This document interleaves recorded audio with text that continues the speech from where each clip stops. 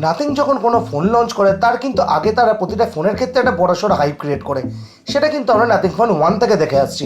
তবে আগেরবার কিন্তু শুধুমাত্র নাথিং ফোন 2A লঞ্চ হয়েছিল, এইবার কিন্তু তারা দুটো ফোন একসাথে লঞ্চ করেছে, 3A এবং 3A Pro। তারই মধ্যে আজকে আমরা কথা বলতে চলেছি নাথিং ফোন 3A এর ব্যাপারে। আর আজকে আমরা দেখে নেব যে এই নাথিং ফোন 3A তার আগেরবারে লঞ্চ হওয়া নাথিং ফোন 2A এর থেকে কতটা আপগ্রেড নিয়ে এসছে বা কিছু ক্ষেত্রে ডাউনগ্রেড হয়েছে কিনা। তার আগে এই চ্যানেলে আপনারা যারা নতুন এসছেন তারা প্লিজ চ্যানেলটি সাবস্ক্রাইব করে দিন এবং বেল আইকনটিও প্রেস করে দিন। বক্স আগেরবারের মতনই সেই পাতলা বক্সই আসছে এবং বক্স ওপেন করলে আপনি ওয়েলকাম টু নাথিং দেখতে পাবেন, সাথে আপনি ফোন দেখতে পাবেন, ফোনের সাথে একটা type C to C braided cable দেখতে পাবেন, সাথে ডকুমেন্টেশন এবং ট্রান্সপারেন্ট স্টাইলে একটা সিম এজেক্টর পিন দেখতে পাবেন। ডিজাইনের কথা বললে সবার প্রথম আমরা যেটা চোখে পড়ে সেটা হচ্ছে এর পেছন দিকে ট্রিপল ক্যামেরা লেআউট। এইবারে এই ফোনটার মধ্যে ট্রিপল ক্যামেরা সেটআপ দেওয়া যেটা আগেরবারে ছিল না, এবং সেম গ্লিফ লাইটিং আপনি এই ফোনটার মধ্যে দেখতে পাবেন যেটা আগেরবারে আপনারা দেখতে পেয়েছিলেন, এবং গ্লিফ লাইটের ফিচারও কিন্তু সেম দেখতে পাবেন, মানে নোটিফিকেশান কলের সময় গ্লিফ লাইট, আলাদা করে আপনি ভলিউম আপ ডাউনের সময় গ্লিফ লাইট যেরকম আগেরবারে ইউজ করতেন সেমভাবে কিন্তু এইবারে ইউজ করতে পারবেন। তবে যেটা আমার মেজর ইমপ্রুভ লেগেছে সেটা হচ্ছে ব্যাক প্যানেল। এইবার কিন্তু আপনি গ্লাস ব্যাক দেখতে পাবেন এই ফোনটার মধ্যে, যেটা আগেরবারে কিন্তু ছিল না। তবে ফ্রেম কিন্তু আপনি সেম প্লাস্টিক ফ্রেমই পাচ্ছেন, তবে এবার ম্যাট ফিনিশের সাথে আসছে। ফোন অ্যাজ ইউজুয়াল বক্সি ফিনিশের সাথে আসছে, ইন হ্যান্ড ফিল্ডও আপনি কিন্তু বেশ ভালো দেখতে পাবেন এই ফোনটার মধ্যে। আপনি এই ফোনটা 3টে কালারে অ্যাভেলেবেল, হোয়াইট, ব্ল্যাক এবং ব্লু। তার মধ্যে ব্লু কালারটা আমার সব থেকে পছন্দের কালার। তবে এই ফোনটার মধ্যে কিন্তু আইপি রেটিংয়ের ক্ষেত্রে কিন্তু আপগ্রেড হয়েছে। এবার কিন্তু এই ফোনটার মধ্যে IP64 রেটিং দেখতে পাবেন, যেটা আগেরবারে IP54 রেটিং ছিল। তবে আই উইশ কি এই ফোনটার মধ্যে IP68 রেটিং দেওয়া হতো। তবে কিন্তু ডিসপ্লে প্রোটেকশনের ক্ষেত্রে কিন্তু আমার ডাউনগ্রেড লেগেছে।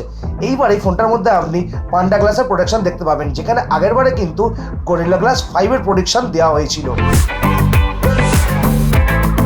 ডিসপ্লের কথা বললে কিন্তু এইবার আপনি স্লাইটলি একটু বড় ডিসপ্লে কিন্তু দেখতে পাবেন।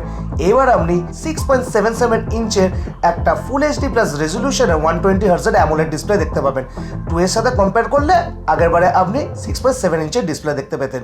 যেটা আমার সব থেকে আপগ্রেড লেগেছে সেটা হচ্ছে এই ফোনটার ব্রাইটনেস। এবার আপনি 3000 নিটসের পিক ব্রাইটনেস দেখতে পাবেন, যেটা আগেরবারে কিন্তু আপনি 1300 নিটসের দেখতে পেতেন, এবং HBM মোডে আপনি 1300 নিটসের ব্রাইটনেস দেখতে পাবেন, যেখানে আগেরবারে আপনি 1100 নিটসের ব্রাইটনেস দেখতে পেতেন। এই ফোনটার কালার অ্যান্ড কন্ট্রাস্ট রেশিও কিন্তু দারুণ, যার ফলে আপনার ভিউইং অ্যাঙ্গেল বা ভিউইং এক্সপিরিয়েন্স কিন্তু বেশ ভালো লাগবে। ইউটিউবে HDR ভিডিও দেখার সময়ও কিন্তু আমার এই ফোনটার কিন্তু ডিসপ্লে কোয়ালিটি কিন্তু বেটার মনে হয়েছে। ইভেন আউটডোরে ভিজিবিলিটির ক্ষেত্রেও কিন্তু আমার 3 এর ব্রাইটনেস বেটার লেগেছে এবং 3 এর ডিসপ্লে কোয়ালিটিও আমার বেটার মনে হয়েছে। টাচ স্যাম্পলিং রেটও কিন্তু এবার কিন্তু আগেরবারের তুলনায় আপগ্রেড নিয়ে এসছে। এবার আপনি এই ফোনটার মধ্যে 480 হার্টজের টাচ স্যাম্পলিং রেট দেখতে পাবেন, যেখানে আগেরবারে আপনি 240 হার্টজের টাচ স্যাম্পলিং রেট দেখতে পেতেন। এই ফোনটার মধ্যে আপনি এইবার গেমিং মোডও দেখতে পাবেন, যেটা অন করলে ইনস্ট্যান্টলি 1000 হার্টজের টাচ স্যাম্পলিং রেট হয়ে যাবে। এই ফোনটা তো সেম আগেরবারের মতনই 2160 হার্টজের PWM ডিমিং এর সাপোর্ট দেওয়া হয়েছে, এবং এই ফোনটার মধ্যে আগেরবারের মতনই কিন্তু এবারেও নেটফ্লিক্সে HDR এর সাপোর্ট দেখতে পাবেন না। তবে নাথিংকে কিন্তু এই দিকটাতে একটু আপগ্রেড করা উচিত, তাহলে ফোনের মধ্যে অ্যাটলিস্ট নেটফ্লিক্সে HDR এর সাপোর্টটা দিয়ে দেওয়া উচিত। এইবারও ঠিক আগেরবারের মতনই এই ফোনটার মধ্যে ডুয়েল স্টিরিও স্পিকার দেখতে পাবেন, তবে এইবারে কিন্তু টিউনিং আমার বেটার মনে হয়েছে। স্যাম্পল আপনাদের সামনে।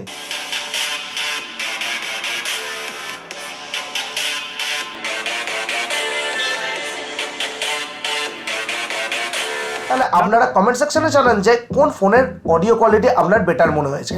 এই ফোনটার মধ্যে আপনি LDAC কোডেক সহ সমস্ত রকম হাই রেজ অডিও সাপোর্ট আপনি পেয়ে যাচ্ছেন, যার ফলে মাল্টিমিডিয়া এক্সপিরিয়েন্স কিন্তু বেটার হবে।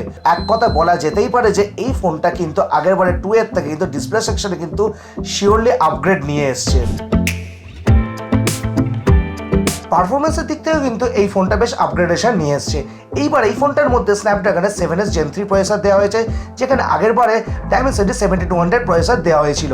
তবে দেখতে গেলে কিন্তু ডায়মেনসিটি 7200 প্রসেসরের থেকে কিন্তু স্ন্যাপড্রাগনের 7S Gen 3 প্রসেসর কিন্তু বেশ পাওয়ারফুল। তবে আগেরবারের মতন এইবারে র্যাম এবং স্টোরেজ টাইপ কিন্তু সেম দেওয়া হয়েছে, সেম LPDDR4X র্যাম এবং UFS 2.2 স্টোরেজ এইবার দেওয়া হয়েছে। আই উইশ কি এইবার অন্তত আপগ্রেড করে এটা UFS 3.1 স্টোরেজ দেওয়া হতো, তাহলে কিন্তু বেটার হতো। তবে এবার দেখার বিষয় হচ্ছে এই ফোন ফোনটা আগেরবারে 2 এর থেকে কিন্তু কতটা আপগ্রেড নিয়ে এসছে পারফরমেন্স ওয়াইজ। শুরুতে আমি যদি আন্তঃদেশ করে কথা বলি সেক্ষেত্রে কিন্তু এই ফোনটার মধ্যে কিন্তু আন্তঃদেশ স্কোর কিন্তু আগেরবারের তুলনায় বেটার আসছে। এর গিগম্যান স্কোরও কিন্তু আগেরবারের তুলনায় বেটার আসছে, সেটা সিঙ্গেল কোর হোক বা মাল্টি কোর হোক। এবং সাথে যদি আমি সিপিইউ থ্রটাল টেস্টের কথা বলি সেক্ষেত্রেও কিন্তু এই ফোনটা কিন্তু থ্রটাল একদমই করছে না এবং স্টেবিলিটিও খুব ভালো আসছে। এবং যদি 3D মার্ক ওয়াইল্ড লাইফ টেস্টের কথা বলি সেক্ষেত্রে কিন্তু নিয়ারলি সেম রেজাল্ট আসছে, কিন্তু তুলনামূলকভাবে 3 এর রেজাল্ট কিন্তু স্লাইটলি বেটার আসছে। তবে যদি আমি একেবারে প্রতিটা বেঞ্চমার্কের কথা বলি সব ক্ষেত্রে কিন্তু নাথিং ফোন 3A আগেবারে নাথিং ফোন 2 এর থেকে কিন্তু অনেকটা আপগ্রেড নিয়ে এসছে পারফরমেন্স ওয়াইজ। গেমিং এর কথা যদি বলি পেপার ওয়াইজ কিন্তু আপনি সেম গেমিং দেখতে পাবেন, কারণ দুটো ফোনেই BGMI আপনি 90 FPS এ চলে। যদি গেমিং এর রেজাল্টের কথা বলি আপনি এই ফোনটার মধ্যে কনস্ট্যান্ট FPS কিন্তু দেখতে পাবেন, সেটা কিন্তু জেনসেন ইম্প্যাক্টের ক্ষেত্রে কিন্তু স্পষ্ট বোঝা গেছে। জেনসেন ইম্প্যাক্টে অ্যাভারেজ FPS কিন্তু 2 এর তুলনায় কিন্তু 3A তে বেটার আসছে, যার ফলে গেমিং এক্সপিরিয়েন্স কিন্তু আপনি 3A তে 2 এর তুলনায় কিন্তু বেটার করতে পারবেন। ব্যাটারির কথা বলে আগেরবারের মতো কিন্তু ব্যাটারি সেকশন একই রকম রয়েছে, এইবারও কিন্তু আপনি সেম 5000 mAh এর ব্যাটারি দেখতে পাবেন। তবে চার্জিং স্পিড কিন্তু আগেরবারের থেকে একটু আপগ্রেড হয়েছে, এবার আপনি 45 ওয়াটের জায়গায় 50 ওয়াটের ফাস্ট চার্জিং দেখতে পাবেন। তবে চার্জার এইবারেও আপনাকে কিন্তু আলাদা করে বাইরে থেকে কিনতে হবে। যদি চার্জিং স্পিডের কথা বলে এইবার আপনি 0 to 100% নিয়ারলি 56 মিনিটসে কিন্তু করে নিতে পারবেন, যেটা আগেরবারে কিন্তু 1 ঘন্টার উপর আপনার সময় লাগতো। তবে যদি আমি ব্যাটারি ব্যাকআপের কথা বলি তো এইবার কিন্তু স্ক্রিন অন টাইম কিন্তু আগেরবারের থেকে কিন্তু একটু আপগ্রেড হয়েছে, এবার আপনি নিয়ারলি 8.5 ঘন্টা স্ক্রিন অন টাইম দেখতে পেয়ে যাবেন, যেটা আগেরবারের তুলনায় কিন্তু প্রায় 20 থেকে 25 মিনিট কিন্তু বেশি পাচ্ছেন। নেটওয়ার্ক কানেক্টিভিটি ওয়াইজ কিন্তু এই ফোনটা অ্যাজ সাচ কোনো সমস্যা নেই, একেবারে সেম আপনি পেয়ে যাচ্ছেন। 10টা 5G band, Bluetooth 5.4, wifi 6, NFC সমস্ত রকম জিনিস আপনি এই ফোনটার মধ্যে পেয়ে যাচ্ছেন। সফটওয়্যারে যদি আমি কথা বলি তো এই ফোনটার মধ্যে আপনি নাথিং ওএস 3.1 দেখতে পেয়ে যাবেন, যেটা বেস্ট অ্যান্ড্রয়েড 15 এবং ফিউচারে আপনি 3 বছরের মেজর ওএস আপডেট এবং 6 বছরের সিকিউরিটি প্যাচ আপডেট আপনি দেখতে পেয়ে যাচ্ছেন। তবে আমি যদি সফটওয়্যার এক্সপিরিয়েন্সের কথা বলি জাস্ট ফ্যান্টাস্টিক আমি বলবো এই ফোনটার সফটওয়্যার এক্সপিরিয়েন্স। এই ফোনটার মধ্যে সফটওয়্যার এক্সপিরিয়েন্স যেমন স্মুথ দেখতে পাবেন তেমনি ক্লিন দেখতে পাবেন, কোনো রকম ল্যাগ দেখতে পাবেন না। এই ফোনটার মধ্যে কোনো রকম ব্লুটুথ, কোনো রকম আনওয়ান্টেড অ্যাপ, কোনো রকম থার্ড পার্টি অ্যাপ, কোনো রকম অ্যাডস আপনি এই ফোনটার মধ্যে দেখতে পাবেন না। অ্যানিমেশনও আপনি একেবারে স্মুথ দেখতে পাবেন। নিয়ারলি আপনি স্টক অ্যান্ড্রয়েডে কিন্তু এক্সপিরিয়েন্স এই ফোনটার মধ্যে পেয়ে যাবেন। এবার আসছে ক্যামেরা সেকশনে। ক্যামেরা সেকশনে যদি কথা বলে আমার একটু মিক্স রিয়াকশন আছে, কারণ কিছু কিছু জায়গায় কিন্তু আপগ্রেডেশন দেখতে পেয়েছি, আবার কিছু কিছু জায়গায় কিন্তু এই ফোনটার মধ্যে ডাউনগ্রেড দেখতে পেয়েছি।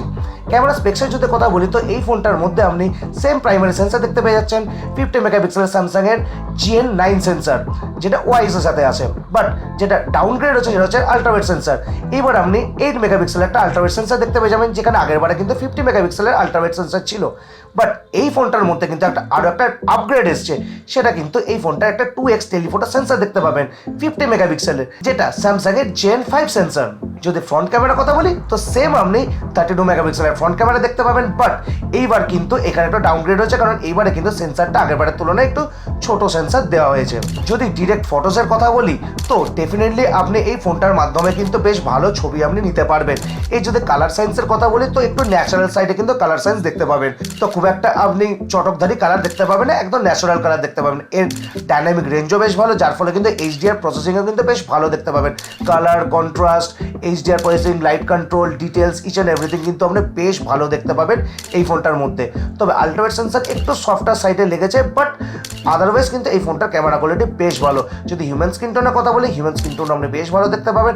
হ্যাঁ, কিছু কিছু ক্ষেত্রে আপনার মনে হতে পারে যে স্লাইটলি রেডিশ টোন কিন্তু টানছে, বাট আদারওয়াইজ কিন্তু হিউম্যান স্ক্রিন টোন বেশ ভালো। এবং এই ফোনটার মধ্যে কিন্তু পোর্ট্রেট মোডও কিন্তু বেশ ভালো ওঠে। এইবার আপনি 4টে মোডে কিন্তু পোর্ট্রেট মোডে ছবি নিতে পারবেন, 1x, 2x, 3x এবং 4x। যদি সেলফিসের কথা বলে নো ডাউট এই ফোনটার মধ্যে কিন্তু সেলফিস কিন্তু বেশ ভালো আছে, light control, detail, dynamic range, each and everything কিন্তু আপনি বেশ ভালো দেখতে পেয়ে যাবেন। যদি ভিডিওসের কথা বলি তো আপনি এর প্রাইমারি সেন্সার দিয়ে 4K 30 fps ভিডিও নিতে পারবেন আগের বারের মতনই। যদি ভিডিওসের কোয়ালিটির কথা বলি তো আগের বারের থেকে এইবারে কিন্তু ভিডিওসের কোয়ালিটি একটু বেটার হয়েছে।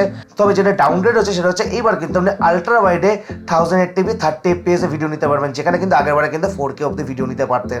এখানে আপনি 2x টেলিফোটো সেন্সার দিয়েও কিন্তু ভিডিও নিতে পারবেন, কিন্তু সেটাও কিন্তু 1080p 30 fps ভিডিও নিতে পারবেন। আই উইশ কি এই ফোনটার মধ্যে অ্যাটলিস্ট 1080p পেছনের দিকে 3টে ক্যামেরাতে যদি 60 fps অন্তত দেওয়া হতো তাহলে বেটার হতো। যদি ফ্রন্ট ক্যামেরার কথা বলি তো আপনি 1000 টিবি 60 fps পর্যন্ত ভিডিও নিতে পারবেন। তো ওভারঅল যদি আমি ক্যামেরার কোয়ালিটির কথা বলি, তো ফটোসের দিক থেকে এই ফোনটার ক্যামেরা কোয়ালিটি বেশ ভালো লেগেছে। আপগ্রেডেশন লেগেছে আমার এই ফোনটার মধ্যে ক্যামেরার কোয়ালিটির দিক থেকে, শুধুমাত্র আলট্রাওয়াইড সেন্সারটাকে যদি বাদ দেওয়া যায়। বাট ভিডিওসের দিক থেকে কিন্তু আমার বেশ কিছু দিকে কিন্তু ডাউনগ্রেডই মনে হয়েছে।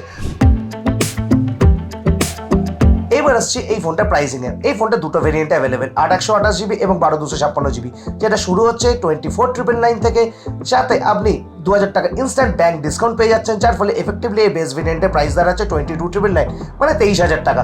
সো 23,000 টাকায় যদি প্রাইস পয়েন্টকে দেখি, তো ডেফিনেটলি এই ফোনটা রেকমেন্ডেবল। ইভেন 25,000ও এই ফোনটা কিন্তু রেকমেন্ডেবল। এই ফোনটার মধ্যে আপনি একটা ভালো ডিজাইন, গ্লাস ব্যাগ, সাথে আপনি triple camera set up, clean software experience, লম্বা সফটওয়্যার আপডেট, সমস্ত কিছু কিন্তু এই ফোনটার মধ্যে পেয়ে যাচ্ছেন। সো একদিক থেকে বলতে গেলে কিন্তু এই ফোনটা আন্ডার 25,000 কিন্তু একটা কমপ্লিট প্যাকেজ আমি বলবো। তো এই ফোনটা ডেফিনেটলি আপনাদের জন্য রেকমেন্ডেবল। আর তার সাথে যদি আপনি মনে করেন যে না, আপনার বাজেট এতটা নেই, তো আপনি নাথিং ফোন 2 এর দিকেও যেতে পারেন, যেটা রিসেন্টলি কিন্তু সেলে কিন্তু 20,000-এর নিচে প্রাইস পয়েন্টে গেছিলো। তো আশা করছি আপনাদের এই ভিডিওটা ভালো লেগেছে। যদি ভালো লেগে থাকে তো ডেফিনেটলি ভিডিওটা লাইক করে দিন, ভিডিওটি শেয়ার করে দিন বন্ধুদের সাথে, এবং চ্যানেলটি ডেফিনেটলি সাবস্ক্রাইব করে দিন এবং বেল আইকনটিও প্রেস করে দিন। দেখা হচ্ছে আপনাদের সাথে আগামী ভিডিওতে। ততক্ষণ পর্যন্ত আমরা সবাই সুস্থ থাকুন, সবাই ভালো থাকুন। Signing off.